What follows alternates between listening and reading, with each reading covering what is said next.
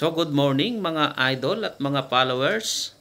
Ngayong araw magluluto tayo ng tortang tahong na nakuha namin nung isang araw mga idol. So pinakuluan ko na pala tong mga tahong natin para bumuka at medyo luminis na rin. At tatanggalin natin yung shell at lilinisan mga idol.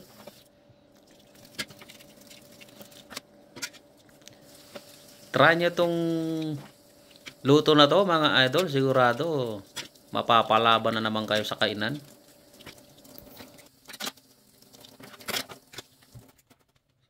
So yan na mga idol, gagamit tayo ng 3 itlog, paminta na powder, fried na bawang, breading mix, celery, ayan na mga idol, tsaka asin, asin yan mga idol.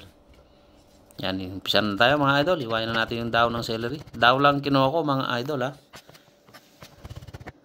Yung daw lang para may pampalasa lang.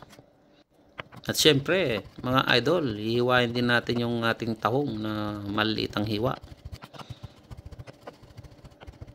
Ayan. Hiwain natin lahat yan mga idol. Hanggang sa parang maging giniling siya.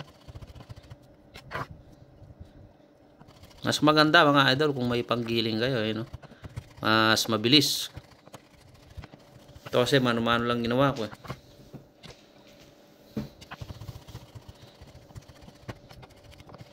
Masarap to mga idol. Subukan yung i-try sa inyong bahay. Magugustuhan sigurado ng mga bata. Ayan, lalagay ko na yung itlog. So pag-halu-haluin lang yan mga idol ha, lahat ng ating ingredient. Halu-haluin lang. Yung celery.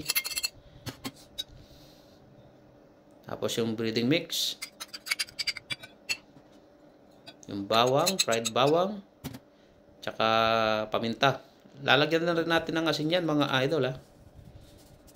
So napapansin nyo mga idol, di ako naglalagay ng betchin o anumang pampalasa ng katulad ng magic sarap mga idol ha.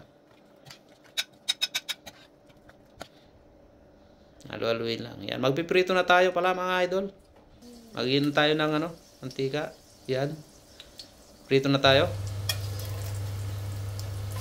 Napakasarap nito mga idol. Subukan nyo i-try sa inyong bahay. Yung mga lalo-lalo na yung mga batang hindi kumakain ng mga seafoods, mga ganyan, tulad ng tahong. Try nyo to mga idol. Sigurado kakain at kakain sila niyan. Napakasarap nito mga idol. So yan na mga idol, luto na ang ating tortang tahong. Napakasarap nito.